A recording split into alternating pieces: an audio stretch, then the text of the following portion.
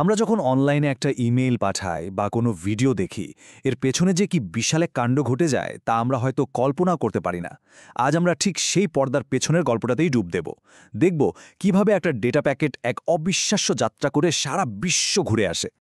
কখনো কি ভেবে দেখা হয়েছে সেন্ড বাটনে চাপ দেওয়ার ঠিক পর থেকে প্রাপকের কাছে পৌঁছানো পর্যন্ত ডেটার সাথে ঠিক কী হয়? এই কয়েকটা মিলিসেকেন্ডের মধ্যে কিন্তু ডেটাটা একটা আস্ত জগৎ পাড়ি দিয়ে ফেলে। চলুন এই রহস্যময় যাত্রার একেবারে গভীরে যাওয়া যাক। আচ্ছা, তাহলে চলুন যাত্রাটা শুরু করা যাক একদম গোড়া থেকে। দেখুন, আমরা যেমন একে অপরের সাথে কথা বলার জন্য একটা ভাষা ব্যবহার করি, কম্পিউটারও ঠিক তাই করে। কিন্তু ওদের ভাষাটা আমাদের চেনা জগতের থেকে পুরোপুরি আলাদা, তাই তো? কোনো ডেটা পাঠানোর আগে সেটাকে প্রথমে কম্পিউটারের বোঝার মতো ভাষায় অনুবাদ করে নিতে হয়। এই ভাষাটাই হলো বাইনারি। এটাকে বলতে পারেন ডিজিটাল দুনিয়ার মোর্স কোড। মানে এখানে সবকিছু প্রকাশ করা হয় শুধু দুটো সংখ্যা দিয়ে, 1 আর 0। খুবই সহজ, তাই না? 1 মানে হলো অন বা সহজ কথায় বিদ্যুতের উপস্থিতি, আর 0 মানে অফ মানে বিদ্যুতের অনুপস্থিতি। আর এই যে প্রত্যেকটা 1 বা 0 এগুলোর প্রত্যেকটাকে বলা হয় একটা করে বিট। এখানে একটা দারুণ উদাহরণ দেখা যাচ্ছে। দেখুন কিভাবে 8টা বিটের একটা সারি, যেটাকে আমরা বলি 1 বাইট, একটা সংখ্যা তৈরি করে ফেলে। ধরা যাক সংখ্যাটা 150। এটাকে বাইনারিতে প্রকাশ করতে গেলে কি হচ্ছে? যেখানে যেখানে 1 আছে আমরা শুধু সেই ঘরগুলোর মান যোগ করছে। মানে 128, তার সাথে 16, তারপর 4 আর 2, সব মিলিয়ে হয়ে গেল 150। ভাবা যায়? পাঠানো প্রত্যেকটা ছবি, টেক্সট বা ভিডিও কিন্তু ঠিক এভাবেই বাইনারি কোডে পাল্টে যায়। কিন্তু একটা সমস্যা আছে। একবার ভাবুন তো, এরকম হাজার হাজার লাখ লাখ 1 আর 0-র লম্বা সারি কি মানুষের পক্ষে পড়া সম্ভব? একদমই না। এটা তো প্রায় অসম্ভব একটা কাজ। তবে ভাগ্য ভালো, নেটওয়ার্ক ইঞ্জিনিয়ারদের জন্য এর একটা চমৎকার সমাধানও আছে। আর সেই সমাধানটাই হলো হেক্সাডেসিমাল। এটাকে সোজা কথায় বাইনারির একটা শর্টহ্যান্ড বলা যায়। এখানে যা করা হয় তা হলো বাইনারির 4টা বিটের এক একটা গ্রুপকে 0 থেকে 9 আর এ থেকে এফ, এই 16টা প্রতীকের যে কোনো একটা দিয়ে প্রকাশ করা হয়। ফলে কি হয়? বিশাল লম্বা বাইনারি কোডটা অনেক ছোট আর পড়ার মতো হয়ে যায়। পার্থক্যটা একবার দেখুন। বামদিকে যে নেটওয়ার্ক অ্যাড্রেসটা দেখা যাচ্ছে সেটা বাইনারিতে লেখা। এটা পড়া প্রায় অসম্ভব, তাই না? আর এবার ডানদিকে দেখুন, ঠিক ওই একই অ্যাড্রেস কিন্তু হেক্সাডেসিমাল ফরম্যাটে। কত সুন্দর আর ছোট। ঠিক এই কারণেই কিন্তু নেটওয়ার্কিংয়ের জগতে হেক্সাডেসিমাল এত জনপ্রিয়। তো ডেটা এখন কম্পিউটারের ভাষায় কথা বলতে শিখে গেছে। বেশ, এবার তাহলে তাকে এক লম্বা সাফারের জন্য প্রস্তুত করার পালা। ব্যাপারটা ঠিক অনেকটা ভ্রমণের আগে সুটকেস গোছানোর মতো। ডেটাকেও ঠিক সেভাবেই সুন্দর করে প্যাকেজিং করতে হয়। নেটওয়ার্কিংয়ের ভাষায় এই যে প্যাকেজিং করার প্রক্রিয়া, এটার একটা গালভরা নাম আছে, এনক্যাপসুলেশন। এখানে আসলে যেটা করা হয়, ডেটাকে কয়েকটা স্তরে বা লেয়ারে বিভিন্ন তথ্য দিয়ে মুড়ে ফেলা হয়। প্রতিটি স্তর অনেকটা ঠিকানার লেবেলের মতো কাজ করে, যা ডেটাকে বলে দেয় তাকে ঠিক কোন পথে যেতে হবে। এই এনক্যাপসুলেশন প্রক্রিয়াটা মূলত 4টা ধাপে হয়। চলুন এক এক করে দেখি। প্রথমে বড় ডেটাটাকে ছোট ছোট টুকরোতে ভাগ করা হয়।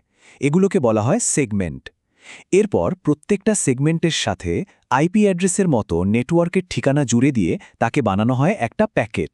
এখানেই শেষ নয়। এরপর সেই প্যাকেটের সাথে ডিভাইসের নিজস্ব হার্ডওয়্যার বা ম্যাক অ্যাড্রেস জুড়ে দিয়ে তৈরি করা হয় ফ্রেম। আর একদম শেষে এই ফ্রেমকেই ডিজিটাল সিগন্যাল, মানে সেই 1 আর 0-র স্রোতে অর্থাৎ বিটসে পরিণত করে পাঠিয়ে দেওয়া হয় নেটওয়ার্কের তারে। মানে প্রত্যেকটা ধাপে যেন একটা করে নতুন লেবেল যুক্ত হচ্ছে।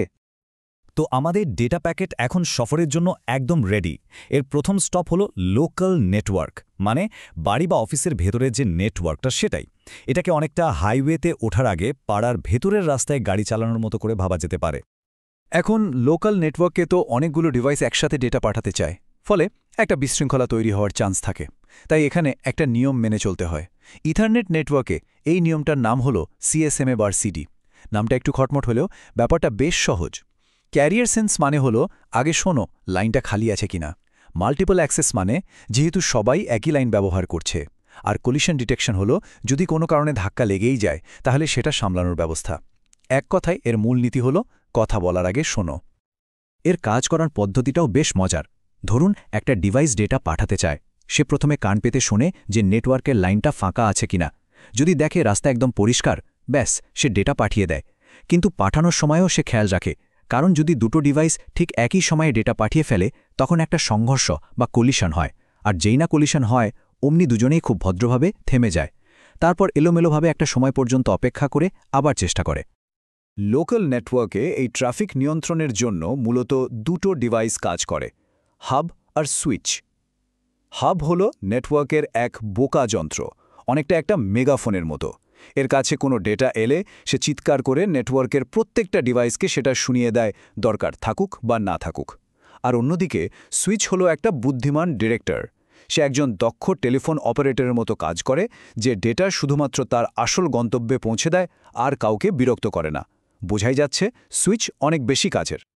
আচ্ছা, এই যে তারের মধ্যে দিয়ে ডেটা যায়, এটারও কিন্তু দুটো পদ্ধতি আছে। একটা হলো হাফ ডুপ্লেক্স, এটাকে ভাবতে পারেন একটা এক লেনের ব্রিজ। গাড়ি একবারে শুধু একদিকেই যেতে পারে, তাই ধাক্কা লাগার একটা ভয় থেকেই যায়। ঠিক এই কারণেই এখানে ওই CSMA/CD নিয়মটা লাগে। আর আরেকটা হলো ফুল ডুপ্লেক্স। এটা হলো একটা মাল্টি লেন ফ্রিওয়ের মতো, যেখানে ডেটা একই সাথে দুই দিকেই আসতে যেতে পারে কোনো সমস্যা ছাড়াই। আর আধুনিক সুইচগুলো যেহেতু ফুল ডুপ্লেক্স মোডে চলে, তাই সেখানে ওই কলিশন বা সংঘর্ষের কোনো প্রশ্নই আসে না। তো ডেটা প্যাকেট এখন লোকাল নেটওয়ার্কের গলিঘুচি পার করে ফেলেছে। এবার সে প্রবেশ করতে চলেছে ইন্টারনেট নামের এক বিশাল সুপার হাইওয়েতে, আর এখানেই তার আসল বিশ্বভ্রমণটা শুরু হতে চলেছে। ইন্টারনেটকে আমাদের কাছে অনেক সময় একটা জট পাকানো জালের মতো মনে হতে পারে, কিন্তু সত্যিটা হলো এটা আসলে একটা অত্যন্ত গোছানো আর সুসংগঠিত সিস্টেম। সিসকোর একটা বিখ্যাত মডেল আছে, যেটা অনুযায়ী এই পুরো সিস্টেমটাকে 3টে মূল স্তরে ভাগ করা হয়, আর এই ভাগটাই ডেটার অবিশ্বাস্য গতি আর নির্ভরযোগ্যতা নিশ্চিত করে। এই 3টে স্তরকে খুব সহজে একটা হাইওয়ে সিস্টেমের সাথে তুলনা করা যায়। একদম নিচের স্তরটা হলো অ্যাক্সেস লেয়ার। এটা হলো লোকাল অন র্যাম্পের মতো, যেখান দিয়ে নেটওয়ার্কে প্রবেশ করা হয়। এর ঠিক ওপরে আছে ডিস্ট্রিবিউশন লেয়ার। এটাকে বলা যেতে পারে আঞ্চলিক হাইওয়ে, যা বিভিন্ন লোকাল নেটওয়ার্ককে একসাথে যুক্ত করে আর ট্রাফিককে ফিল্টার করে সঠিক পথে পাঠায়। আর সবার ওপরে একদম শীর্ষে আছে কোর লেয়ার। এটাই হলো ইন্টারনেটের আসল মেরুদণ্ড, সেই সুপার হাইওয়ে। এর একটাই কাজ, বিপুল পরিমাণ ট্রাফিককে অবিশ্বাস্য গতিতে এক জায়গা থেকে আরেক জায়গায় পৌঁছে দেওয়া। তো এত দীর্ঘ একটা পথ পাড়ি দিয়ে আমাদের ডেটা প্যাকেটটা শেষ পর্যন্ত প্রায় তার গন্তব্যে পৌঁছেই গেছে। এবার তাহলে তার যাত্রার শেষটা দেখা যাক, আর এই পুরো প্রক্রিয়া থেকে আসলে শেখারই বাকি আছে সেটাও জেনে নেওয়ার পালা। গন্তব্যের কম্পিউটারে পৌঁছানোর পর শুরু হয় ঠিক উল্টো প্রক্রিয়াটা। প্যাকেজিং করার নাম ছিল এনক্যাপসুলেশন, আর খোলার প্রক্রিয়ার নাম হলো ডি-এনক্যাপসুলেশন। ব্যাপারটা ঠিক যেন একটা উপহারের বাক্স খোলার মতো। ডেটা প্যাকেটটাকে এক এক করে স্তর ধরে ধরে খোলা হয়। প্রথমে ফ্রেমের র্যাপিং, তারপর প্যাকেটের বাক্স, আর শেষে সেগমেন্টের স্তরটা সরানো হয়, যতক্ষণ না একদম ভেতরের আসল ডেটাটা বেরিয়ে আসছে আর প্রাপকের অ্যাপ্লিকেশনের কাছে পৌঁছে যাচ্ছে। আর সবচেয়ে অবাক করা বিষয় কোনটা জানেন? এই যে এত কিছু হলো, ডেটাকে অনুবাদ করা, তাকে স্তরে স্তরে প্যাকেজিং করা, লোকাল নেটওয়ার্ক পার হওয়া, আর তারপর পুরো ইন্টারনেট সুপারহাইওয়ে পাড়ি দেওয়া, এই পুরো জটিল প্রক্রিয়াটা ঘটে চোখের পলকে। মানে এক মহাদেশ থেকে আরেক মহাদেশে একটা ডেটা প্যাকেট যেতে সময় লাগতে পারে মাত্র 0.05 সেকেন্ড। একবার ভাবুন, 1 সেকেন্ডেরও কত কম সময়ে এই বিশাল কাণ্ডটা ঘটে যায়। এই যে অবিশ্বাস্য গতি, এর পেছনের মূল নায়ক কিন্তু ওই কোর লেয়ার। ইন্টারনেটের এই মেরুদণ্ড এতটাই গুরুত্বপূর্ণ যে এখানে যদি সামান্য কোনো সমস্যা হয়, তার প্রভাব কিন্তু পুরো নেটওয়ার্কের উপর গিয়ে পড়ে। আর ঠিক এই কারণেই কোর লেয়ারকে এমনভাবে ডিজাইন করা হয় যেন এটা অত্যন্ত নির্ভরযোগ্য হয় আর সহজে কোনো কিছুতে বিগড়ে না যায়। তাহলে এই পুরো আলোচনা থেকে মূল বিষয়টা কি দাঁড়ালো? এই যে এত বড় একটা জাদুকরী প্রক্রিয়া, এটা সম্ভব হচ্ছে শুধুমাত্র একটাই কারণে, বিশ্বজুড়ে মেনে চলা কিছু নিয়ম বা প্রোটোকল। এই প্রোটোকলগুলোই হলো সেই সাধারণ ভাষা যা দুনিয়ার কোটি কোটি ডিভাইসকে একে অপরের সাথে কোনো ঝামেলা ছাড়াই কথা বলতে সাহায্য করে। আর সত্যি বলতে ঠিক এভাবেই আমাদের পুরো ইন্টারনেটটা কাজ করে। এই যে জটিল কিন্তু অসাধারণ একটা ব্যবস্থা, এটাই কিন্তু আজকের ডিজিটাল বিশ্বকে সচল রেখেছে।